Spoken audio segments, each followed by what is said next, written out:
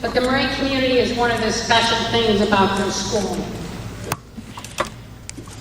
I want to take, I have to tell you that my son, who taught speech in college, told me that whenever I feel like I cry, I'm supposed to take a deep breath, and we'll see if that works. I wanted to thank David, Nicole, and Jason for, oh my gosh, their incredible remarks. And I hope that they reflected many of your memories. It was an honor and a privilege to have so many different students over the years, and it's interactions with students and watching their growth that has kept me teaching. It is definitely not grading lab reports. And I think all those comments reflected that. A huge shout out at the moment to the development office who has coordinated this amazing party.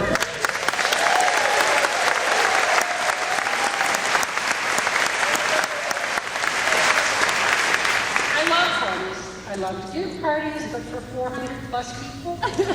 So to Sally and her group and all the maintenance staff who have had to handle parking, setup, and the myriad things that go into an event like this, thank you. You have made it so much fun.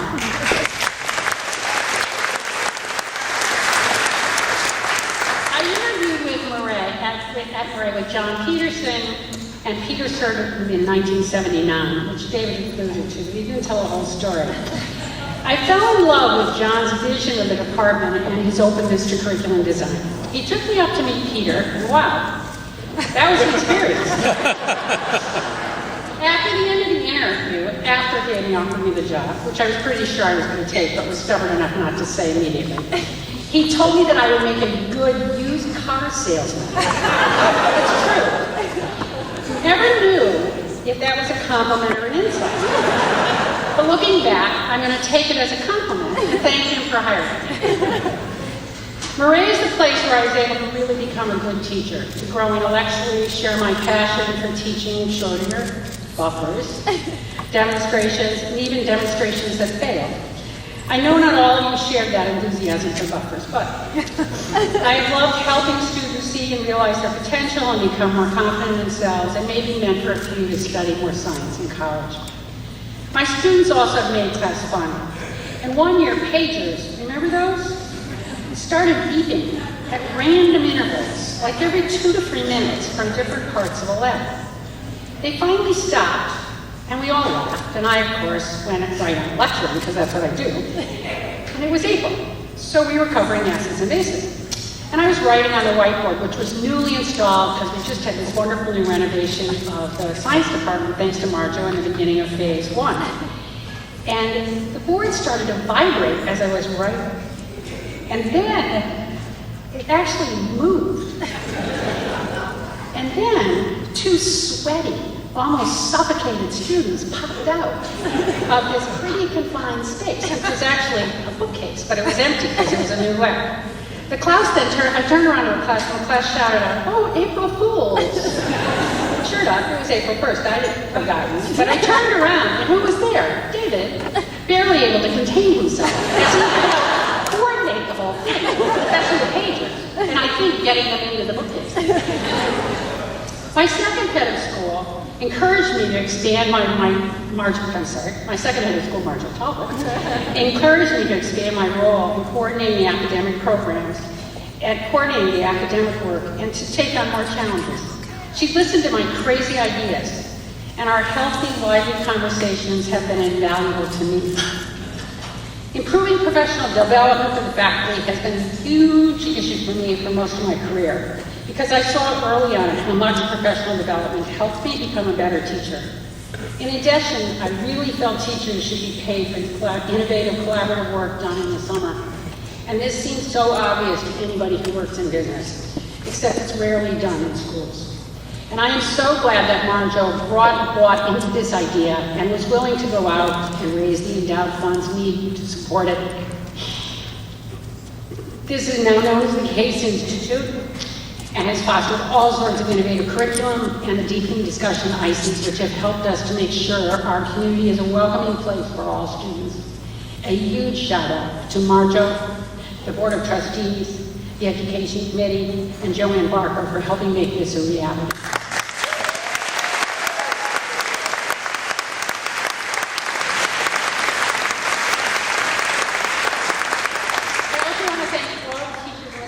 department over the past, this one's harder, over the past 37 years. It's been an incredibly brilliant, creative, and passionate group of scientists, and with a real commitment to growth and willingness to try new ideas, of which I have many.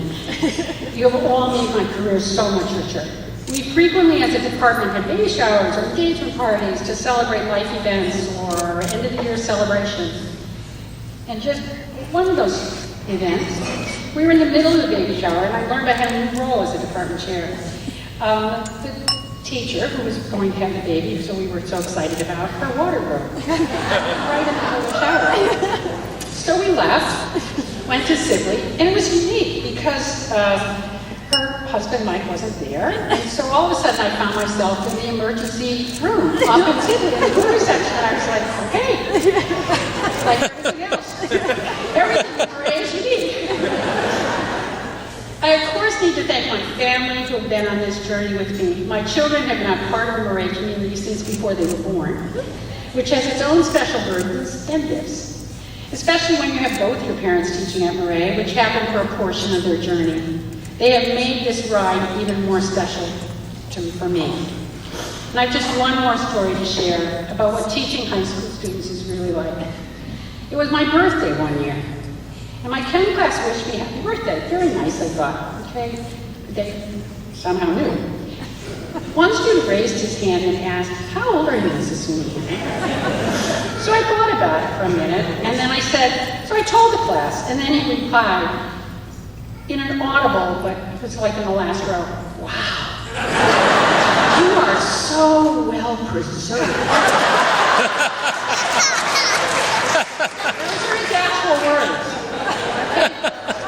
I just want to tell you, the whole class let out this audible gasp. I was 32.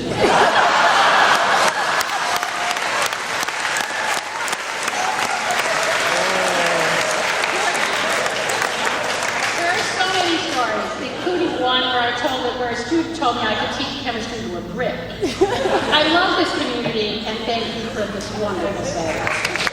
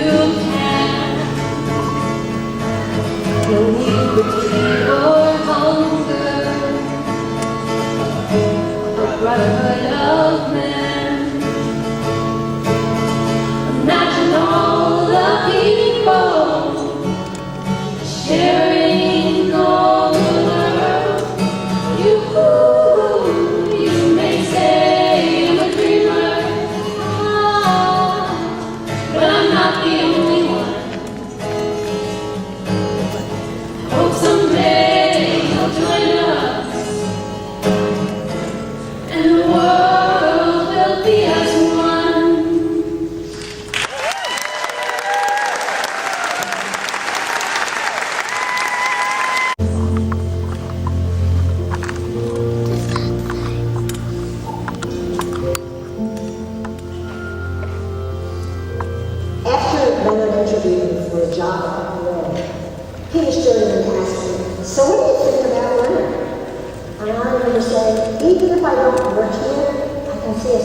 friends. We clicked intellectually and emotionally. Peter said, "Good answer," and I remember replying, "I really mean it." And mean it I did. As my department chair, he constantly challenged me to come up with new ideas and sources. Leonard never tired of listening to my concerns as a new teacher. As my friend, he always listened to my stories about Mike and David and Jonathan, and that was all the time. Over the years, Leonard became one of my husband's best friends and my children's mentors. He became David and Jonathan's college counselor, and they both attended the institutions Leonard recommended. Betty became one of my best friends, and I loved both of their children. They included Mike and me in every family function at their home. I adore all of their grandchildren, and Betty is wonderful about sharing their pictures and life events with Mike and me. We love teaching the same students. We worked it out that our curricula complemented the other's course. My students would use psychological theory to analyze historical events or a theme in film in Leonard's class, and Leonard's students used examples from his courses to explain psychological constructs and psych themes. It was very common for the students to say, "I feel like I have two teachers for one class." Leonard adds an intellectual integrity to everything he does, both in and out of the way. He never tires of learning, never tires of sharing his insights with them. And because of this, it became second nature for me to take academic risks after putting forth an idea that we discussed. Leonard gave me courage. He made me feel that I could do no wrong. He gave me a sense of confidence that served me well in my 39-year career at Burka. He made me feel he was proud of all my efforts. He was the best mentor I ever had. He is also one of the best friends I will ever have. He loves me unconditionally, and what is so special is that I feel the same way about him. Whenever Mike and I go away, I always call Betty and Lennon when I return. They always call us when they return from vacation.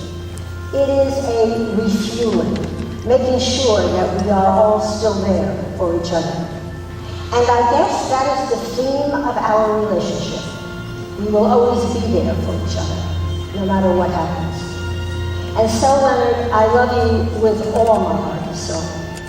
You are my Yoda, my godfather, and my E.T.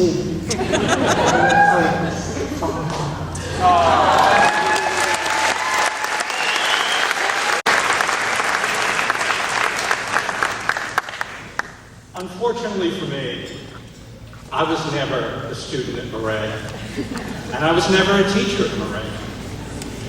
But let me tell you how I came to meet Leonard King. In the summer of 2002, as that summer was ending, Tim Emerson invited me to speak to the Murray faculty before the start of the school year. You see, in the aftermath of Columbine, I had been working with a group of colleagues on ways to prevent school shootings, and had spent the summer traveling all across the country, teaching school administrators, mental health professionals, and law enforcement personnel how to identify and help students who might be on the path of violence. I finished my talk with the thought that the three essential ingredients in creating a safe school environment were connection, connection, connection. As I started to leave, I was approached by a member of the faculty who introduced himself as Leonard King. Leonard told me that he taught a course on the history of nonviolence. I was stunned. In my travels, talking with tens of thousands of high school educators, I had never heard of a course like that. Leonard asked me if I would be willing to talk about my work with his students. And to be honest with you, I was kind of skeptical. You know, our work was heavily researched. I just didn't think, the students would find it very interesting. But Leonard assured me that I'd be surprised. And wow, was he right. It was an amazing experience. The kids in Leonard's class not only asked some of the most insightful questions I'd encountered, but also convinced me that presenting our work to students would be invaluable in preventing violence, because it just stands to reason that on any day, in any school in the country, it's the kids who are most aware of worrisome behavior, not the adults. I continue to teach Mr. King's class, come back year after year, each year, learning more and more and more from his students about the prevention of violence. I've been so impressed with the ways Leonard has encouraged his students to think beyond the cliches about peace and focus their thoughts on the hard work of heading off violence in their lives, in their schools, and in the world. When my daughter Cassie reached 10th grade, I encouraged her to take Leonard's class, Asia and the West. When she brought home her first paper, she proudly showed me her excellent grade. But what really caught my attention was that the paper was filled, and I mean filled, with Leonard's comments of praise, comments of constructive criticism, and encouragement for her to think deeper about her intellectual biases. I turned to Cassie, and I told her that in 20 years of schooling, I had never, ever gotten that kind of feedback in anything I had ever written. Then she was so lucky. Years later, when my son Jesse took Leonard's History of Nonviolence course, I saw the same remarkable attention to detail and nurturance. Now, when I read a story that Cassie has written for CNN about the presidential campaign, or read a campaign press release that Jesse writes for a political candidate, I see how Leonard's careful and attentive guidance sharpened both of their minds and their ability to articulate their observations. Now, of course, when college application time rolled around, it was natural for Leonard to be the counselor who helped with that process as well. But the truth is, neither of my kids really needed much guidance. They both knew what they wanted, and they went about trying to get it. It was I, it turned out, that needed the guidance. As a therapist, I had always counseled parents that raising a child from infancy on is an education in letting go, and the durability of your relationship with your child will depend on how you let go in those years before they leave home. But as I approached that final lesson, I was having a really hard time. I kept on wanting to go beyond offering useful information. I wanted to question my kids' judgment, insert my own values, offer my own perspective. You know, Leonard counseled me that this was their life now, their decision. I kept saying, but Leonard, how about, Leonard was very, very, very patient with me. And ultimately, I passed the course. And so, Leonard, in closing, in behalf of so many people that you have taught and so much knowledge you've imparted to individuals, I'd like to offer you deep gratitude and appreciation and thanks. Thanks for the connection. Connecting the hearts, the minds, and the spirit of the young people who are going to lead us into the future. Thank you, Leonard.